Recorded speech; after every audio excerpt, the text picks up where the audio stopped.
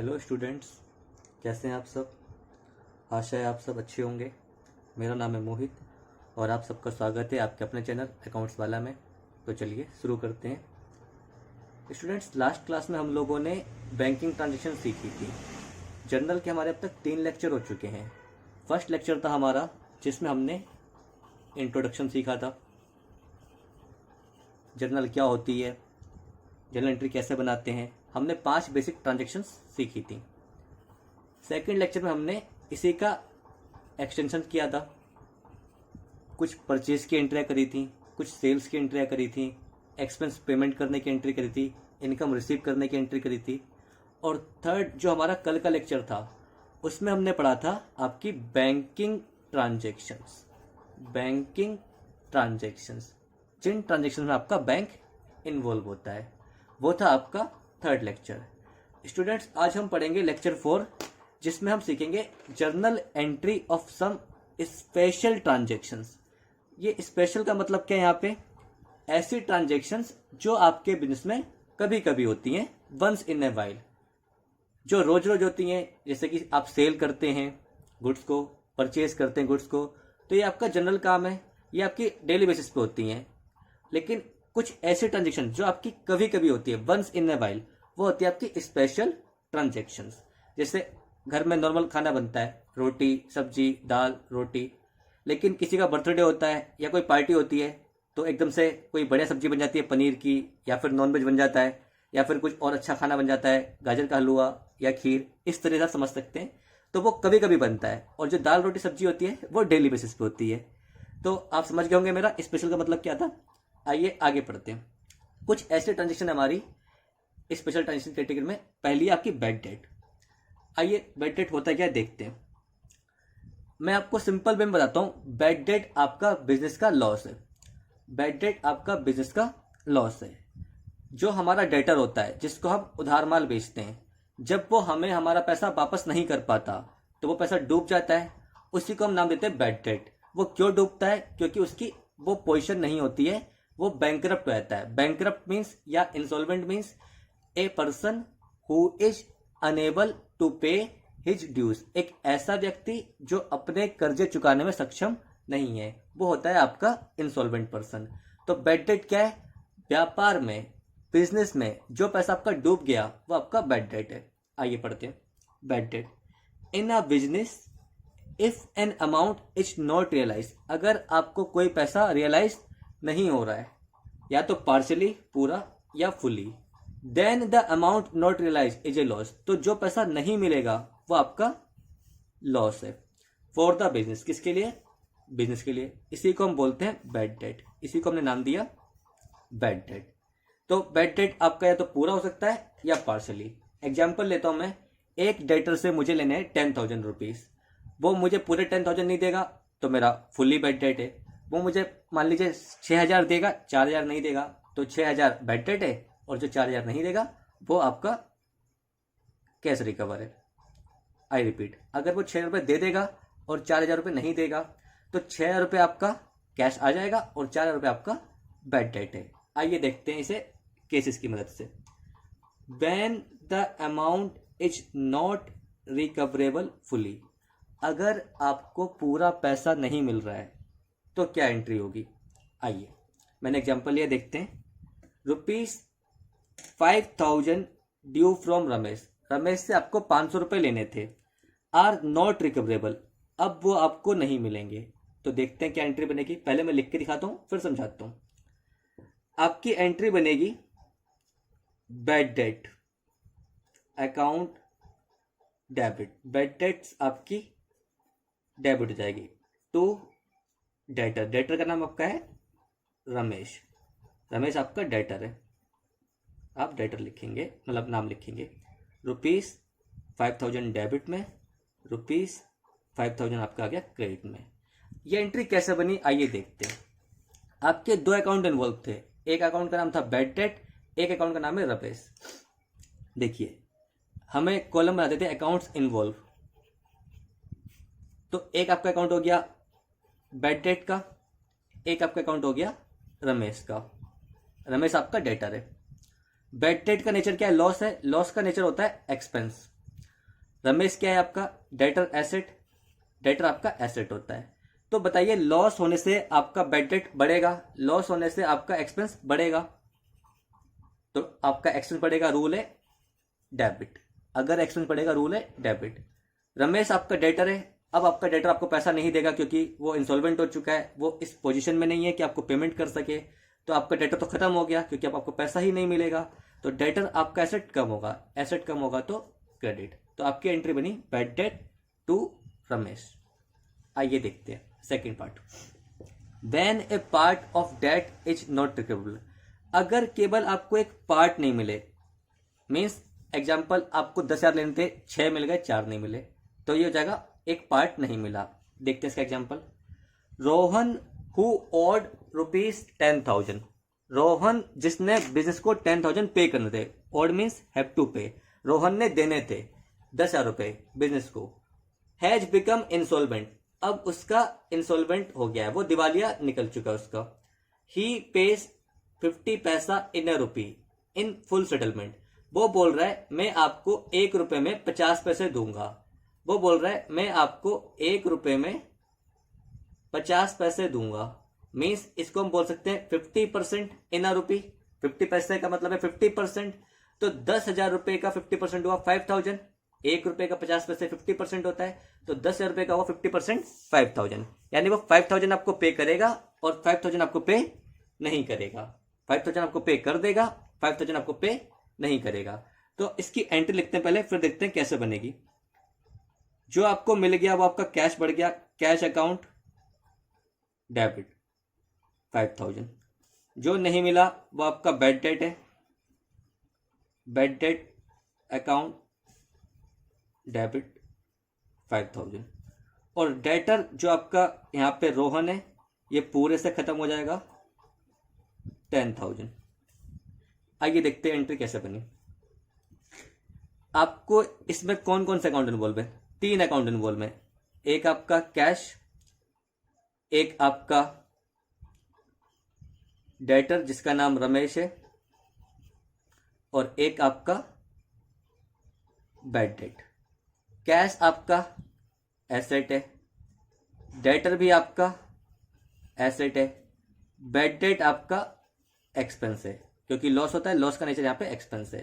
Cash आपको मिलेगा, asset आपका बढ़ेगा डेबिट, डेटर आपका कम हो जाएगा, एसेट है कम होगा क्रेडिट, और एक्सपेंस आपके लिए लॉस है, बढ़ेगा डेबिट।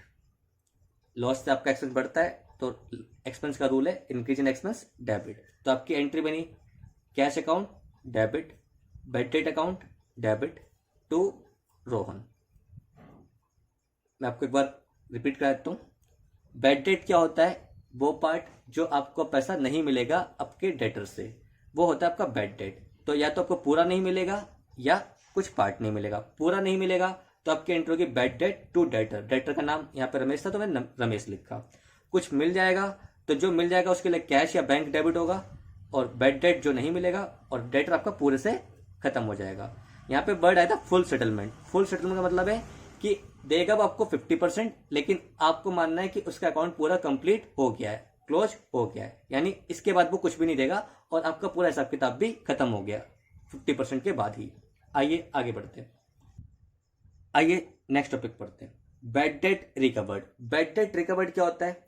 जो पैसा आपका डूब गया था पहले, अब वो आपको रिकवर हो जाता है। मान लीजिए आपका एक डेटर था जिससे आपको लेने थे 5,000 रुपीज, उसने आपको केवल उस समय दिए थे 3,000 रुपीज, 2,000 नहीं दिए थे। अब वो आपको अचानक से 1 साल बाद आपके 2,000 रुपये और दे देता है। आप एक बात बताइए, जब आपने बैड डेट की एंट्री करी थी तो क्या किया था आपने? डेटर से जितने लेने होते थे आप उतने रुपए से डेटर को क्रेडिट कर देते थे। जो मिलता था उसके लिए कैश बैंक डेबिट, जो नहीं मिला वो बैड डेट।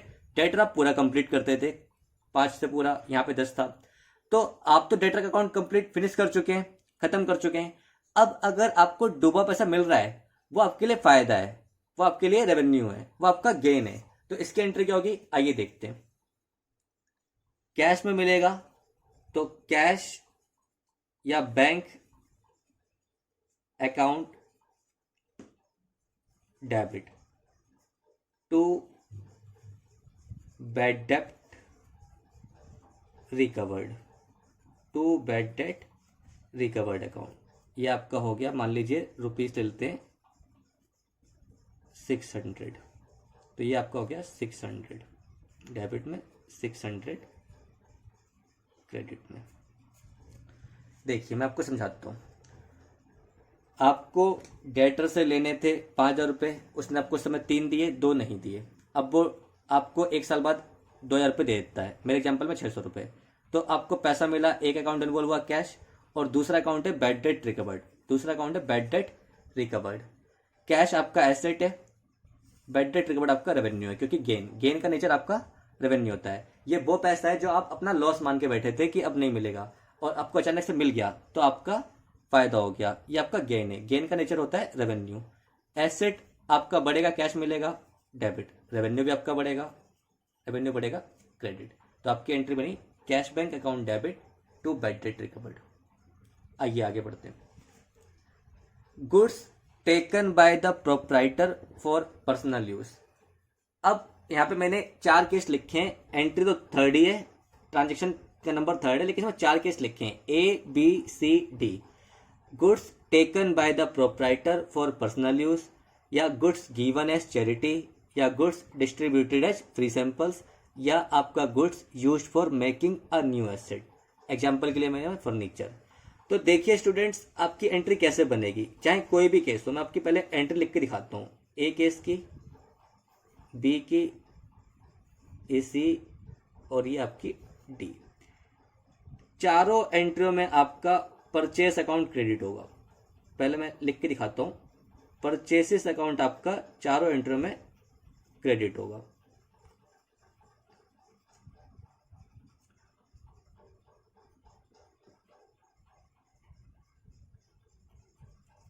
और ये चौथा आपका टू परचेसिस अकाउंट। अब देखते हैं डेबिट क्या होगा। पहली एंट्री में आपने goods taken bye proprietor for personal use. Personal use के लिए हम यूज करते हैं ड्राइंग्स, तो ये आपकी एंट्री बन गई drawings account debit to purchases account. मान लीजिए आपका था 100 रुपीज, अमाउंट मैं अपनी ओर से ले रहा हूं। सेकंड था goods given as charity. Charity expense होता है इसके लिए, तो एक्सपेंस अगर बढ़ता है तो डेबिट करते हैं, तो चैरिटी अकाउंट डेबिट, ये भी आपका हो गया 100 रुपीज। थर्ड है आपका goods distributed as free sample. आप फ्री सैंपल क्यों बांटते हैं, आप अपने प्रोडक्ट के एडवर्टाइजमेंट करते हैं, प्रचार करते हैं, तो इसे बोलते हैं एडवर्टाइजमेंट एक्सपेंस। ये भी खर्चा है आपका, एक्सपेंस बढ़ेगा तो डेबिट। यहां पे भी मैं 100 रुपये ले लेता हूं। और फिर आपका आता है goods used for making a new asset, से फर्नीचर। मान लीजिए आपका टिम्बर का काम है, टिम्बर या वुड, लकड़ी, और आपने कुछ टिम्बर अपने ऑफिस के फर्नीचर बनाने के लिए यूज कर ली, तो आपका एसेट कौन सा बनेगा, फर्नीचर। तो फर्नीचर आपका एसेट है, बढ़ जाएगा, तो फर्नीचर अकाउंट आपका डेबिट हो जाएगा। ये लीजिए 100 मैंने लिख दिया, लेकिन सब में क्रेडिट परचेस होगी। अब देखते हैं कि परचेस आपकी क्रेडिट क्यों होगी, आइए समझते हैं। देखिए, जो भी आपका गुड्स होता है, गुड्स क्या होता है, वो आइटम जिसमें हम डील करते हैं, वो फिजिकल आइटम जिसमें हम डील करते हैं। मान लीजिए मेरी कपड़ों की दुकान है तो कपड़े मेरे गुड्स हो गए, मेरी फर्नीचर की दुकान है तो फर्नीचर मेरा गुड्स हो गया, मेरी स्टेशनरी की दुकान है तो स्टेशनरी मेरा गुड्स हो गया। मीन्स वो फिजिकल आइटम जिसमें हम डील करते हैं। तो हम गुड्स जब खरीदते हैं तो हम क्या एंट्री करते हैं, देखते हैं, परचेसिस अकाउंट डेबिट टू कैश या क्रेडिटर, यही एंट्री होती है बच्चों हमारी। कैश अगर नकद खरीदें, कैश में खरीदे तो कैश, और उधार खरीदे तो क्रेडिटर। तो आप जब खरीदते हैं तो परचेस को डेबिट करते हैं, और आप जब बेचते हैं तो आप क्या एंट्री करते हैं, कैश या debtor, debit to sales account, तब आप ये एंट्री करते हैं। कैश में बेचोगे तो कैश बढ़ जाएगा, उधार बेचोगे तो डेटर बढ़ जाएगा, और सेल्स आपकी रेवेन्यू होती है, रेवेन्यू बढ़ेगा, क्रेडिट। ये एंट्री हम करते हैं सेल पे, ये हम करते हैं परचेस पे। तो मैंने आपको बता रखा है शुरू से कि गुड्स जो टर्म है, इसके लिए 2 अकाउंट यूज होते हैं, खरीदने पे परचेसिस और बेचने पे सेल्स। अब आप बताइए, मैंने 4 केस लिए। पहला केस था कि ऑनर ने गुड्स पर्सनल यूज के लिए विड्रॉ करे, जिसको हम बोलते हैं ड्राइंग्स। सेकंड केस था चैरिटी वाला। थर्ड था आपका फ्री सैंपल। और फोर्थ था नया एसेट बनाने के लिए। आप बताइए, इन चारों केस में क्या सेल हो रही है? नहीं, ये आपकी सेल नहीं है, गुड्स आपके बिक नहीं रहे, लेकिन आपका गुड्स बिजनेस से कम जरूर हो रहा है। मान लीजिए आपका बिजनेस है या आपका ऑनर है। ऑनर बिजनेस से गुड्स निकाल रहा है, या तो अपने पर्सनल यूज के लिए, या चैरिटी के लिए, दान देने के लिए, या एडवर्टाइजमेंट के लिए अपने बिजनेस के, या कोई एसेट बनाने के लिए। तो आप बताइए, ये आपके गुड्स कम हो रहे हैं। देखिए, गुड्स जा रहे हैं, गुड्स आपके कम हो रहे हैं, लेकिन ये सेल नहीं है, क्योंकि इसके बदले आपको कोई पैसा रिसीव नहीं होने वाला, ना आपको डेटर बढ़ने वाला है, ना ये कैश सेल है, ना ये क्रेडिट सेल है। तो ये आपकी सेल तो बिल्कुल नहीं है, तो सेल अकाउंट तो बिल्कुल नहीं आएगा। अब परचेस अकाउंट क्यों आएगा, आइए देखते हैं। आप जब खरीदते हैं गुड्स तो आप एंट्री करते हैं purchase account debit to cash. मान लीजिए आपने 5 लाख रुपए के गुड्स खरीदे, मैंने अमाउंट लिख दिया 5 लाख। अब मैं आपको एक एग्जांपल का लॉजिक दूंगा, बाकी सब में लॉजिक सेम अप्लाई होगा। आपने पर्सनल यूज के लिए निकाल लिए, तो आपने क्या किया, entry drawings account debit to purchases account, ये आपने निकाल लिया मान लीजिए 1 लाख के पर्सनल यूज के लिए। तो ये एंट्री कैसे बनी, परचेस क्रेडिट क्यों हुई? ड्रॉइंग्स आपको पता है, आप कुछ भी पर्सनल यूज के लिए विड्रॉ करेंगे वो आपकी ड्रॉइंग्स होती है। ड्रॉइंग्स का नेचर कैपिटल है, ड्रॉइंग्स आपकी कैपिटल कम होती है, तो कैपिटल कम होगी डेबिट, ये तो हमें पता है। परचेसेस क्रेडिट क्यों हुई? देखिए, आप जब गुड्स खरीदते हैं तो आप परचेस को डेबिट करते हैं। मीन्स आप बोलते हैं कि बिजनेस में 5 लाख रुपए का एक्सपेंस हुआ। परचेस का मतलब है कि 5 लाख रुपए का बिजनेस में खर्चा हुआ, तो आप बिजनेस का खर्चा 5 लाख दिखाते हैं। लेकिन उसमें से अगर आपने 1 लाख निकाल लिए पर्सनल यूज के लिए, तो आप बताइए क्या ये बिजनेस का खर्चा हुआ? अगर आप 1 लाख रुपए निकाल लेंगे पर्सनल यूज के लिए, 1 लाख रुपए के गुड्स निकाल लेंगे पर्सनल यूज के लिए, तो ये बिजनेस के लिए आपका एक्सपेंस नहीं है, ये आपका पर्सनल एक्सपेंस है। ये खर्चा बिजनेस में नहीं हुआ, यानी एक्चुअल में तो बिजनेस में 4 लाख के गुड्स ही यूज हुए, तो बिजनेस में खर्चा भी 4 लाख का दिखाना चाहिए, लेकिन आपने तो 5 का दिखा रखा है। तो अब हम ऐसा तो करेंगे नहीं कि ऊपर जाके 5 लाख काट देंगे 4 लाख लिख देंगे, ऐसे तो हम कर नहीं सकते। तो बड़ा सिंपल तरीका है, आपका एक्सपेंस बढ़ता है तो आप डेबिट करते हो। जब आपने गुड्स खरीदे तो आपने 5 लाख रुपए से डेबिट कर दिया। अब आपका एक्सपेंस एक्चुअल में 5 लाख नहीं है, 1 लाख कम है, तो आपको 1 लाख का एक्सपेंस कम करना है। तो बड़ा सिंपल रूल है, एक्सपेंस को कम करते हैं तो क्रेडिट कर देते हैं। तो जो आपने 5 लाख की परचेस डेबिट करी थी, उसमें से अगर आपको 1 लाख की परचेस कम करनी है, क्योंकि ये गुड्स आपके बिजनेस में यूज नहीं हो रहे हैं, तो ये खर्चा बिजनेस का नहीं है। और जो खर्चा बिजनेस का नहीं है उसको आपने डेबिट क्यों कर रखा है, उसको आपको बुक से हटाना चाहिए। तो हटाएंगे कैसे? क्रेडिट करके। एक्सपेंस बढ़ता है तो डेबिट करते हैं, कम करना तो क्रेडिट कर देंगे। इसीलिए हमने परचेस को 1 लाख से क्रेडिट कर दिया। मुझे उम्मीद है आपको समझ में आई होगी बात। तो सेम लॉजिक सबके लिए। आप चैरिटी बांटेंगे तो चैरिटी आपका खर्चा है डेबिट, लेकिन परचेस आप क्रेडिट कर देंगे क्योंकि वो गुड्स बिजनेस में यूज नहीं हुए। सेम फ्री सैंपल का, फ्री सैंपल बांटेंगे, आपने एडवर्टाइजमेंट कराए, आप डेबिट कर देंगे एडवर्टाइजमेंट, और परचेस क्रेडिट क्योंकि ये भी आपके बिजनेस में यूज नहीं हुए। आपने अपने लकड़ी यूज करिए, टिम्बर या वुड यूज करिए फर्नीचर बनाने के लिए, आप टिम्बर का काम करते हैं, तो आपने टिम्बर व्यापार में यूज करी ही नहीं बेचने के लिए, उससे आपने अपने लिए एसेट बनाया, तो जो एसेट बनाया वो आपका बढ़ गया डेबिट, और आपका गुड्स हो गया, परचेस हो गया क्रेडिट। उम्मीद है आपके पास समझ में आई होगी। फिर भी अगर आपका डाउट है तो आप कमेंट में पूछिए। आइए आगे देखते हैं।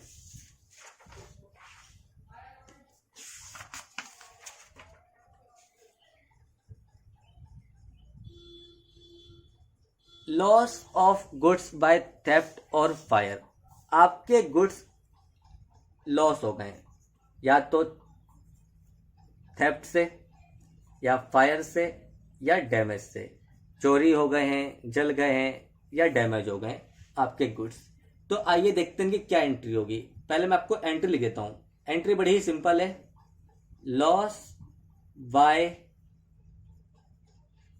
थेफ्ट या फायर या डैमेज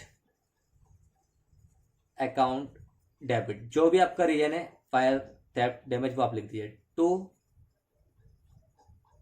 परचेसेस अकाउंट, मान लीजिए रुपीज है आपका 200। तो देखिए कैसे ये एंट्री बनी, आइए समझते हैं।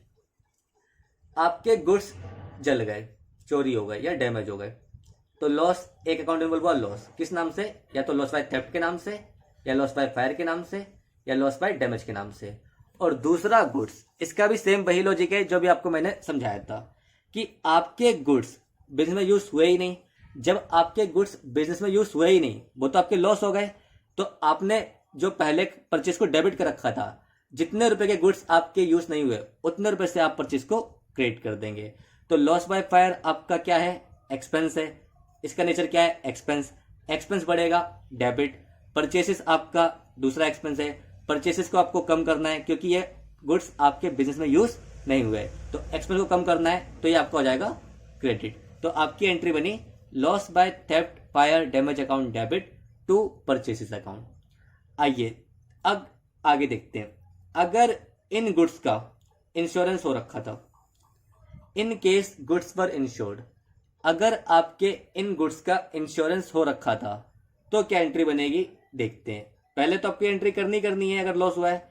क्वेश्चन अगर आगे बताता है कि ये गुड्स इंश्योर्ड भी थे तो आपको एक एंट्री और पास करनी है, देखते हैं। आपको एंट्री करनी है insurance company debit to loss by theft fire या डैमेज अकाउंट। कैसे बनी, आइए देखते हैं। आपको इंश्योरेंस कंपनी पैसा देगी, अगर गुड्स इंश्योरेंस है तो इंश्योरेंस कंपनी पैसा देगी, तो आपको इंश्योरेंस कंपनी से पैसा लेना है। तो आपने अपनी बुक्स में अभी तक इंश्योरेंस कंपनी को शो तो कर नहीं रखा है। आप इंश्योरेंस कंपनी को अपनी बुक में जब ड्यू करेंगे कि इससे पैसा लेना है, तभी तो आपको पैसा देगी। तो आपको दिखाना पड़ेगा कि आपने इंश्योरेंस कंपनी से पैसा लेना है। तो आपने इंश्योरेंस कंपनी को अपनी बुक में डेबिट किया, ये समझिए ये आपका डेटर है, ये समझिए आपका डेटर है। इंश्योरेंस कंपनी के नाम से आपका डेटर इंक्रीज हो गया, और जो लॉस था अब वो लॉस खत्म हो जाएगा, अब वो लॉस खत्म हो जाएगा। तो लॉस जब आपका बढ़ा था तो डेबिट हुआ था, अब वो लॉस आपका खत्म हो जाएगा इंश्योरेंस कंपनी के द्वारा, तो लॉस आपका कम हो जाएगा, लॉस आपका क्रेडिट हो जाएगा। तो एंट्री हो गई आपकी, ये अमाउंट ले लेते हैं मान लीजिए 200 रुपीज ही ऊपर से। अब यहां पे भी दो बातें, या तो इंश्योरेंस कंपनी आपको पूरा क्लेम देगी या इंश्योरेंस कंपनी आपको पार्शियल क्लेम देगी। या तो पूरा क्लेम मिलेगा लॉस का या पार्शियल मिलेगा। पहले मैं आपको एंट्री लिखता हूं फिर समझाता हूं। अगर फुल क्लेम मिलेगा तो आपकी एंट्री होगी कैश या bank account debit to insurance company, मान लीजिए 200 रुपीज ऊपर से चल रहा है। लेकिन अगर आपको इंश्योरेंस कंपनी फुल क्लेम नहीं देती है तो आपकी क्या एंट्री होगी, तो आपकी एंट्री होगी जो मिला उसके लिए कैश या बैंक अकाउंट डेबिट, जो नहीं मिला उसके लिए डेबिट करते हैं प्रॉफिट एंड लॉस अकाउंट को, profit and loss account debit to insurance company. ये आपका कितना हो गया, कैश बैंक में मान लीजिए आपको इंश्योरेंस कंपनी दे रही है 120 रुपीज़, तो जो नहीं मिला 80 आपका प्रॉफिट लॉस में आ गया, और इंश्योरेंस कंपनी आपका पूरा 200 से खत्म हो गया, क्योंकि ड्यू तो आप पूरे से करेंगे। यह एंट्री होती है ड्यू की, कि आपने पैसा ड्यू कर दिया कि हमें पैसा लेना है इंश्योरेंस कंपनी से। फिर या तो कंपनी फुल क्लेम देगी या कंपनी पार्शियल क्लेम देगी। फुल क्लेम देगी तो ये एंट्री, पार्शियल क्लेम देगी तो ये एंट्री। कैश बैंक बढ़ेगा, डेबिट इंश्योरेंस कंपनी मैंने बोला, आप मान लो डेटर है आपका, तो जब पैसा दे देगी तो डेटर खत्म। यहाँ पे कैश बैंक डेबिट, जो नहीं मिला उसके लिए आता है प्रॉफिट लॉस अकाउंट। ये क्या होता है हम पढ़ेंगे चैप्टर नंबर 18 एंड 19 में इन डिटेल। आइए एक एग्जांपल लेते हैं आपका इसी ट्रांजेक्शन का, गुड्स लॉस बाय फायर का। Goods worth ₹10,000 damage by the fire, आपके 10,000 रुपये के गुड्स डैमेज हो गए फायर से। And insurance company accepted claim, और इंश्योरेंस कंपनी ने क्लेम एक्सेप्ट करा है 8,000। जैसे ही ये वर्ड आया इंश्योरेंस कंपनी एक्सेप्टेड क्लेम, इससे एक बात कंफर्म हो गई कि गुड्स इंश्योर्ड थे, तभी तो क्लेम एक्सेप्ट कर रही है company. And cheque is receive, और आपको चेक भी मिल गया, यानी पेमेंट बैंक से मिली है फ्रॉम द इंश्योरेंस कंपनी। तो 10,000 रुपये का आपका लॉस हुआ, लेकिन इंश्योरेंस कंपनी ने 8,000 रुपये दिए, तो ये आपका पार्शियल क्लेम रिसीव हुआ। तो आइए देखते हैं एंट्री कैसे होगी। इसमें पहली एंट्री आपको करनी है loss by fire account debit to purchases account. कितने का लॉस है आपका? 10,000 का। पहली एंट्री आपको करनी है ये 10,000 की। उसके बाद गुड्स इंश्योर है, तो आपको इंश्योरेंस कंपनी के रूप में अपना डेटर भी खड़ा करना है। तो उसकी एंट्री होती थी insurance company debit. Insurance company को डेबिट करने का मतलब है आपने इससे पैसा लेना है, ये आपका डेटर है। डेटर बढ़ता है तो डेबिट करते हैं, क्योंकि आपने इससे पहले तो बुक्स में इसको दिखा नहीं रखा है, तो आपको पहले इससे पैसा ड्यू करना है। ड्यू मीन्स इससे पैसा लेना है, तो पहले आप बुक्स में रिकॉर्ड करोगे कि हाँ ये हमारा डेटर है, इससे पैसा हमें लेना है। तो इंश्योरेंस कंपनी आपका डेबिट हो गया।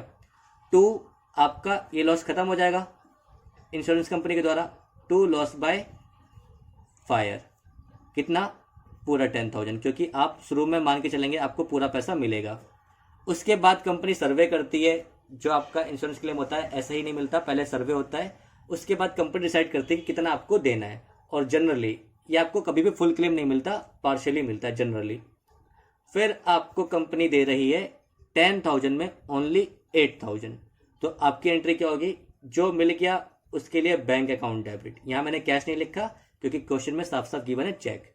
Bank account debit.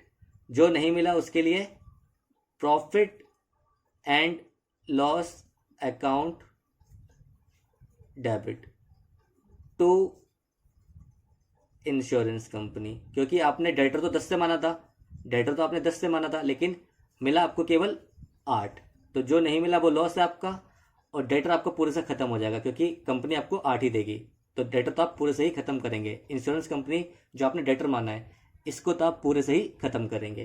तो इस तरीके से एंट्री करनी है आपको। ये आपकी सिंपल एंट्री थी, loss by fire to purchase आपको करनी है। अगर यहाँ पे बात खत्म हो जाती, इंश्योरेंस नहीं होता, तो सिर्फ ये एंट्री आती। इंश्योरेंस था तो पहले ड्यू की एंट्री हुई, फिर क्लेम रिसीव होने की एंट्री हुई। अगर क्लेम पूरा मिलता तो प्रॉफिट लॉस नहीं आता, क्लेम अधूरा मिला, पार्शियल मिला, तो प्रॉफिट लॉस आया। लॉस के लिए प्रॉफिट लॉस डेबिट होता है, इनकम के लिए प्रॉफिट लॉस क्रेडिट होता है। तो आपको उम्मीद है एंट्री समझ में आई होंगी। कोई भी आपको डाउट है आप मुझसे कमेंट में पूछ सकते हैं। आज के लिए बस इतना ही। अब इसका इसी लेक्चर का पार्ट 2 में अपलोड करूंगा थोड़े दिन बाद। उसमें आपको बाकी की ट्रांजेक्शन्स मिलेंगी, जो और स्पेशल ट्रांजेक्शन बच गई हैं वो आपको सारी मिलेंगी अगले लेक्चर के, इसी लेक्चर के पार्ट 2 में। आई होप आपको समझ में आया होगा। अगर समझ में आया है तो प्लीज़ वीडियो को लाइक करें, चैनल को सब्सक्राइब करें और हमारे साथ बने रहें, क्योंकि इस चैनल पे आपको मिलेंगे अकाउंट्स की सारी वीडियो ऑफ क्लास 11। तब तक के लिए आपका दिन शुभ रहे और आप खुश रहें। Tata, bye bye.